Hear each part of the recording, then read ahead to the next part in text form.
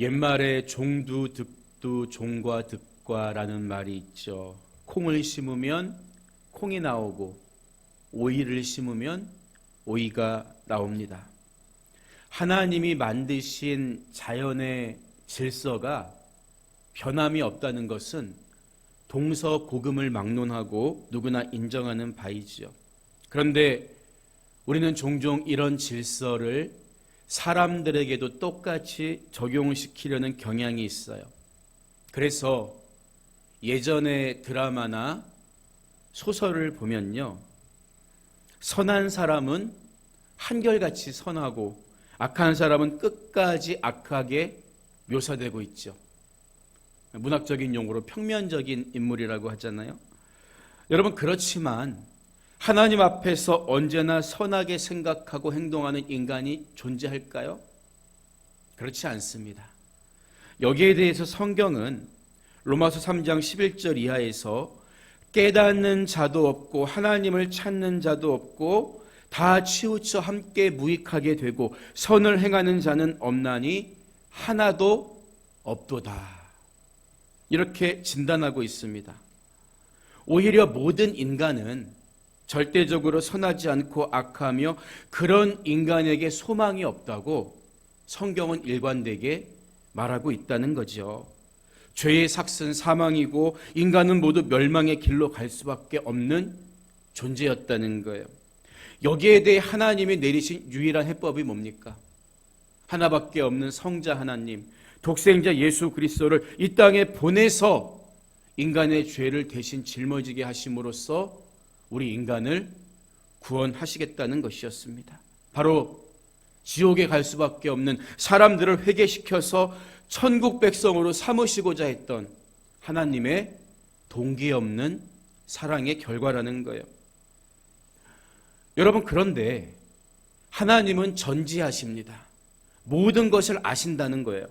즉, 누가 이 피 묻은 사랑의 복음 앞에 회개하고 돌아올 것인지, 또 누가 끝까지 완악한 마음을 버리지 않고 돌아오지 않을 것인지 다 아신다는 거예요. 하나님은 우리처럼 직선의 시간관에 사로잡혀 계시지도 않고 공간의 제약도 받지 않으시고 모든 것을 아실 뿐만 아니라 모든 것을 하실 수 있는 전지하시고 전능하신 분이시기 때문입니다. 그래서 예수님은 가룟 유다를 향해서는요, 그 사람은 차라리 태어나지 아니하였더라면 제게 좋을 뻔하였느니라, 이렇게 말씀하셨지만 베드로를 향해서는, 예수님을 모른다고 3번이나 부인할 베드로를 향해서는 뭐라고 말씀하십니까? 내가 너를 위하여 내 믿음이 떨어지지 않기를 기도하였노니 너는 돌이킨 후에 내 형제를 굳게 하라, 이렇게 격려해 주신 거예요. 그렇기 때문에 우리가 여기서 분명하게 짚고 넘어가야 하는 것은, 하나님이 처음부터 천국에 들어갈 사람과 지옥에 들어갈 사람을 따로 만들어 놓으신 게 아니라 하나님의 미리 아심, 전지하심 속에서 구원받을 자들을 돕고 미리 예정하셨다, 이 사실입니다. 이것이 바로 성경이 일관되게 얘기하는 복음적인 예정론이라고 말할 수가 있는 거예요. 하나님은 베드로처럼 결국에는 뉘우치고 돌아올 자들을 참고 기다리고 도와주신다는 거예요. 바로 우리는 성경 전체의 숲에서 보여주고 있는 이런 신앙의 신비 속에서 오늘 예수님이 우리에게 들려주신 비유를 들여다볼 때 이 비유의 의미를 정확히 깨달을 수가 있다는 거죠. 지난 시간에 예수님께서 4가지 밭의 비유를 들려주시고 해석해 주셨는데요, 예수님이 이 비유를 들려주신 목적은 말씀을 받아들이는 사람의 마음과 태도가 얼마나 중요한가를 가르쳐 주시기 위함이었습니다. 그리고 이어서 오늘 읽은 우리가 흔히 가라지 비유라고 부르는 비유를 들려주시는데요, 이것은 시간적으로 같은 시간 같은 장소인 갈릴리 호수 위에 띄워놓은 배 위에서 연속적으로 들려주신 비유로 이해할 수가 있어요. 따라서 중간에 삽입되어 있는 마태복음 13장 10절부터 23절은 시간적으로 볼 때는 가라지 비유를 들려주신 이후에 일어난 이야기에 해당된다고 우리가 이해할 필요가 있는 거예요. 예수님은 두 가지 비유를 연속적으로 지금 들려주고 계십니다. 유사성이 있다는 거예요. 그런데 지난 시간 나눈 밭의 비유에서 말씀을 듣는 자의 마음이 얼마나 중요한가에 대해 가르쳐 주셨다면, 오늘 비유는 반대로 씨를 뿌리는 자의 심정이 어떠한가에 대해서 알라는 거예요. 이해가 되세요? 말씀을 받아들이는 우리 마음의 태도도 중요하고, 그 씨를 뿌리는 하나님의 심정을 우리가 제대로 아는 것도 너무나 중요하다는 거예요. 그런 점에서 본다면 오늘 읽은 비유의 제목은 가라지 비유라고 붙이기보다는 오히려 진짜 씨 뿌리는 자의 비유라고 붙이는 게 더 타당하다고 할 수 있어요. 보세요. 왜냐하면 예수님은 오늘 비유의 시작을 뭐라고 말씀하십니까? 천국은 좋은 씨를 제밭에 뿌린 사람과 같으니, 이렇게 시작하시기 때문이에요. 천국은 알곡과 같으니 이렇게 말씀하신 게 아니라, 천국은 좋은 씨를 자기 밭에 뿌린 사람과 같다. 그걸 이해하라고 말씀하고 계시다는 거예요. 우리는 나무를 보지 말고 숲을 보라, 이 격언처럼 성경의 일부분, 단어, 여기에 집중하다가 전체를 보지 못하는 실수를 범하면 안 됩니다. 우리가 천국이 어떤 곳인가를 이해하려면 물론 씨가 뭔지, 가라지가 뭔지 이거 아는 것도 중요하지만, 씨를 뿌리는 사람의 심정부터 제대로 알아야 한다는 게 적어도 오늘 비유를 주신 1차적인 목적이라는 거예요. 그래서 본문에 등장하는 알곡이나 가라지에 대해 이해하는 것도 중요하겠지만, 오늘 우리가 읽은 비유의 핵심은 어디까지나 우리를 천국에 들여보내시고 천국을 주관하시는 하나님의 심정을 아는 데 있다. 이것을 우리가 놓쳐서는 안 될 것입니다. 어떤 사람이 자기 밭에 씨를 뿌렸어요. 그런데 모든 사람이 잠든 틈에 원수가 와서 그 땅에 가라지를 뿌리고 갑니다. 이윽고 싹이 나고 결실할 즈음에 가라지가 보이기 시작하니까 종들이 놀라서 주인에게 묻지요. 아니, 좋은 씨앗만 뿌렸는데 어떻게 가라지가 났을까요? 그러자 주인은 태연하게 나의 원수가 와서 그랬구나 대답하죠. 종들이 다급한 마음으로 그러면 우리가 가서 저 가라지들을 다 뽑아버릴까요? 물어보니까 주인은 거절하는데 그 이유가 어디 있습니까? 29절 후반부를 보면 가라지를 뽑다가 곡식까지 뽑을까 염려하노라.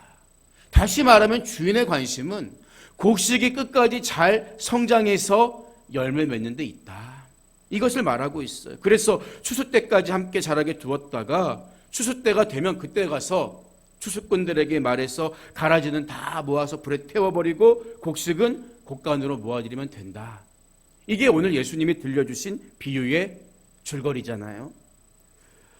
사실 간단한 비유인데 이 말씀이 우리에게 말하고자 하는 바를 우리가 정확하게 짚어내는 것은 그렇게 쉬운 일은 아니에요. 제자들도 이 비유가 어려웠는지 한참 뒤에 예수님 도대체 이 비유가 무엇을 의미합니까? 물어보잖아요. 우리가 오늘 읽지는 않았지만 예수님이 네 밭의 비유를 해석해 주신 것처럼 36절부터 43절을 보면 예수님이 오늘 들려주신 소위 가라지 비유에 대해서 친히 해석해 주고 계십니다. 그 본문을 보면요, 예수님은 좋은 씨를 뿌린 사람은 예수님 자신이고 밭은 세상이며 좋은 씨앗은 천국의 아들들이요 가라지는 악한 자의 아들들이라고 설명해 주십니다. 또한 가라지를 뿌린 원수는 악한 사단 마귀이며 추수 때는 세상의 끝날인데 추수꾼들은 천사들이다. 이 설명을 친절하게 해 주십니다. 여러분, 그런데 여기서 우리가 한 가지 주의해야 될 점은요, 지난 시간에 우리가 들었던 밭의 비유 속에서는 씨가 무엇을 의미했습니까? 씨가 말씀을 의미한다고 예수님이 해석해 주셨죠. 그런데 오늘 비유에서 씨는 천국의 아들 또는 악한 자의 아들을 가리키고 있다는 거예요. 다르죠? 또 우리가 잘 아는 시편 126편에도 씨의 이야기가 나오는데 울면서 뿌리는 씨는 무엇을 의미합니까? 도저히 거둘 수 없는 어려운 상황 속에서도 굴하지 않는 믿음과 순종을 의미하지요. 이처럼 성경 안에 나오는 단어들은요, 똑같은 사랑, 똑같은 씨, 이런 단어라고 해도 그 단어가 쓰인 상황이나 문맥에 따라서 다르게 해석해야지, 신천지 같은 이단들이 C 이퀄 무슨 영어 사전처럼 사전을 만들어서 모든 성경에 나오는 단어는 다 그렇게 해석하는 거, 이거는 무식하고 어리석은 방법이에요. 성경은 그렇게 기록되지 않았습니다. 앞선 비유와 오늘 비유만 봐도 C가 다른 의미라고 예수님 말씀하고 있잖아요. 그래서 결국 예수님이 들려주신 비유의 내용을 들어보면 밭으로 묘사된 세상 속에서는 하나님만 부지런히 일하시는 게 아니라 누구도 일하고 있다는 거예요. 하나님의 원수된 마귀도 자기와 함께 멸망으로 끌고 갈 악한 자녀들을 끌어내기 위해서 부단히 일하고 있다는 거죠. 그러나 결국 마지막 날이 되면 하나님께서 천사들을 동원해서 천국의 자녀와 멸망의 자녀를 구별하여 심판하시는 순간이 반드시 온다. 이것을 오늘 비유가 우리들에게 들려주고 있다는 거예요. 여러분, 그런데 예수님은 밭의 비유를 마치실 때도 귀 있는 자는 들으라 이렇게 말씀하셨는데, 오늘 가라지 비유를 마치시면서도 귀 있는 자는 들으라 43절을 보면 이렇게 말씀하고 계세요. 여러분, 그렇다면 이 비유를 통해서 우리가 들어야 하는 것이 뭐냐는 거예요. 어떤 진리의 말씀, 어떤 핵심을 우리가 놓쳐서 안 되냐는 것입니다. 먼저 이 비유의 도입 부분에서 우리가 확인했던 것처럼 우리는 씨 뿌리는 하나님의 심정을 들을 수 있는 영적인 귀가 열려야 하는 거예요. 이 비유를 통해서 끝까지 참고 기다리시는 밭의 주인이신 아버지의 심정을 알아들어야 한다는 거예요. 밭의 주인이 되시는 하나님은요, 중간에 가라지가 있어도 추수 때까지 기다리라고 말씀하십니다. 왜 그렇습니까? 돌아온 탕자를 기다리듯이 알곡으로 거듭날 수 있는 성도들은 하나라도 잃어버리지 않고 찾으시려는 것이 우리 아버지의 심정이기 때문이에요. 본문에서 가라지를 뜻하는 지자니아는 밀과 아주 비슷한 잡초를 가리키는데요, 우리나라에서도 벼가 자랄 때 뭐가 함께 자랍니까? 피가 함께 자라죠. 구분하기가 어려워요. 가라지나 피는 밀이나 벼와 아주 똑같게 생겼습니다.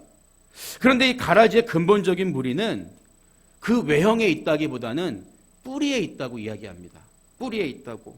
왜 그런가 하면 가라지의 뿌리가 너무나 힘이 억세서요, 순식간에 밀의 뿌리를 다 감싸맨다는 거예요. 얽혀버린다는 거예요. 그래서 가라지를 뽑으려고 뿌리를 잡아당기면 뭐의 뿌리까지 함께 딸려 나옵니까? 밀의 뿌리까지도 함께 딸려 나온다는 거예요. 농부는 그 사실을 너무 잘 알고 있었습니다. 그러니까 지금 당장 가라지를 뽑지 말고 추수 때까지 내버려 두라는 거예요. 왜냐하면 추수 때에는 뿌리를 다 뽑아버릴 필요 없이 이삭의 밑동만 베어서 가라지와 밀을, 곡식을 나누면 되기 때문이에요.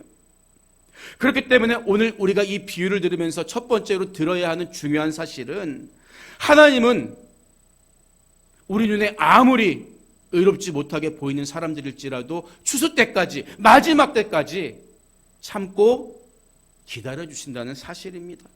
심지어 예수님 곁에 십자가에 달렸던 강도는 죽기 전에 구원받았잖아요.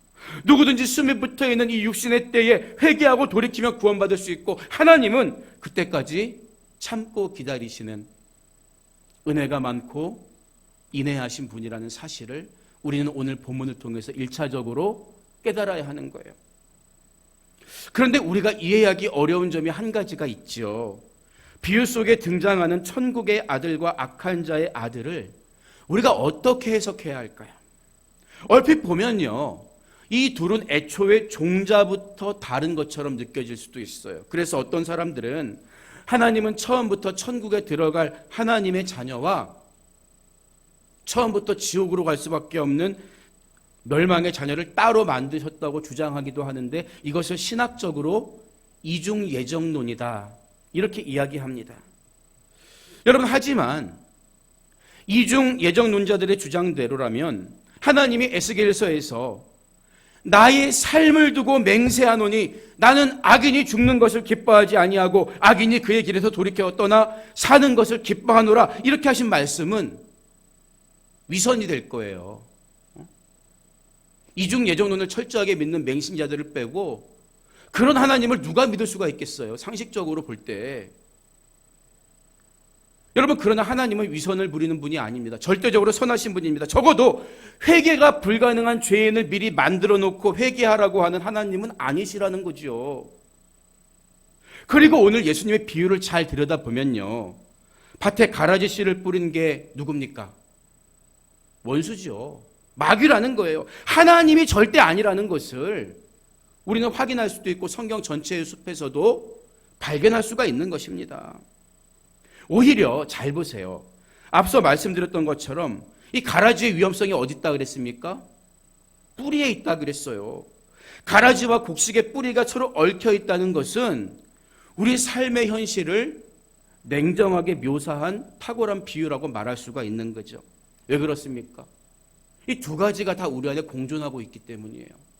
사람은 겉만 봐서는 절대 알 수가 없습니다. 그래서 예수님은 오늘 비유를 해석해 주시면서 가라지와 같은 자들에게 임할 심판을 가리켜서 41절 후반부 이하를 보면요, 모든 넘어지게 하는 것과 또 불법을 행하는 자들을 거두어내어 풀무불에 던져 넣으리니, 이렇게 말씀하시는데 결국 가라지는 어떤 사람입니까?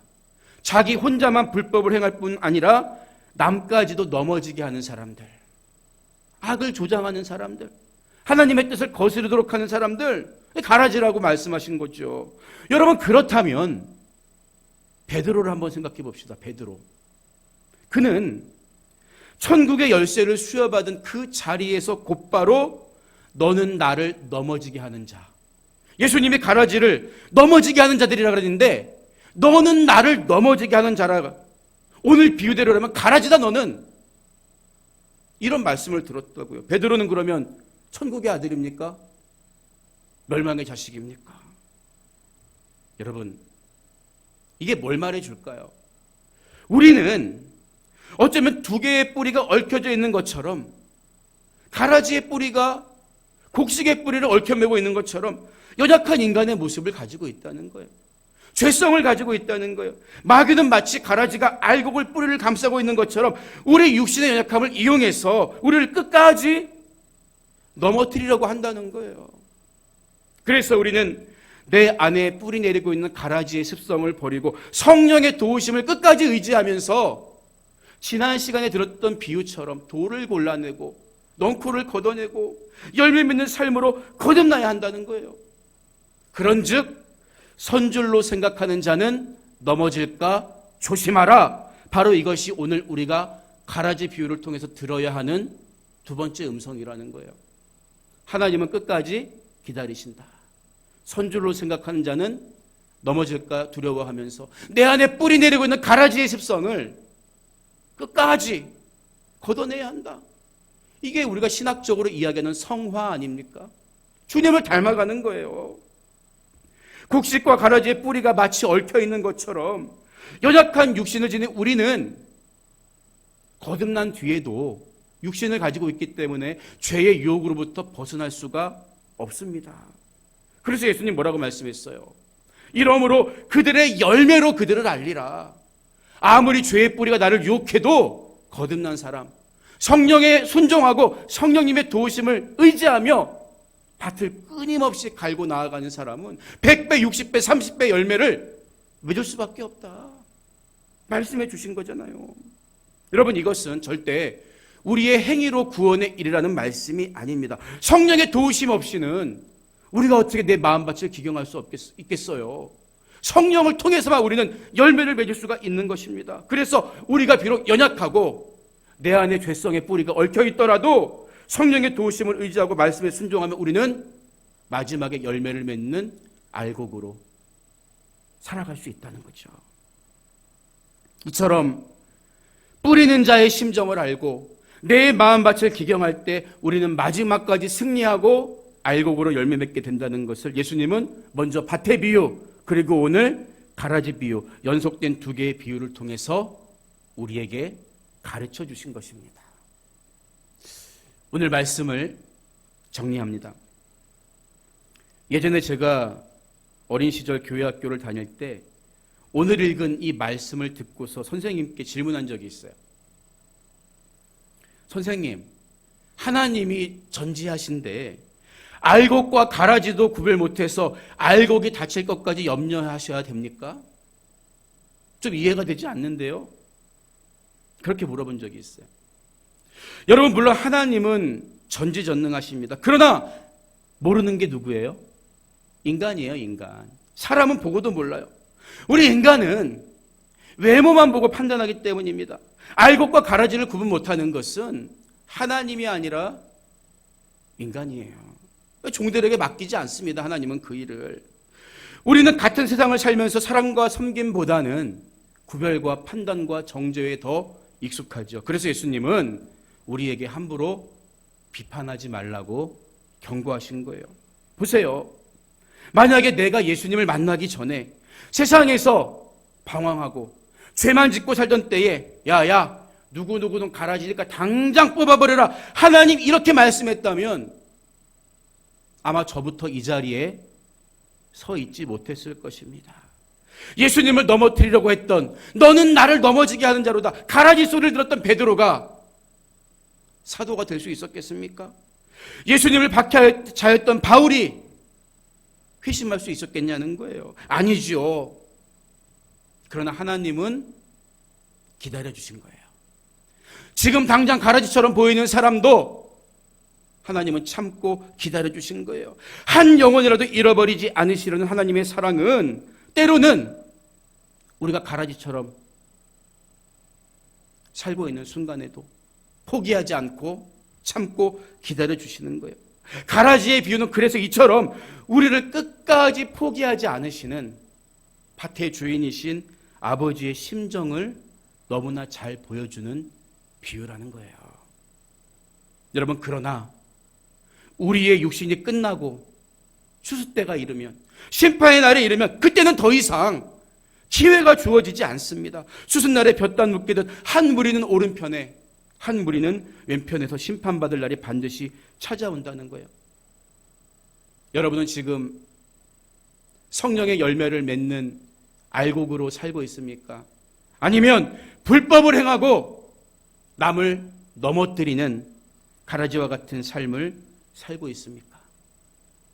성령의 도우심을 의지하면서 날마다 내 안에 있는 죄와 싸워 이김으로써 하나님 보시기에 흡족한 알곡의 삶을 언제나 살아가는 여러분 모두가 되시기를 주님의 이름으로 축복합니다.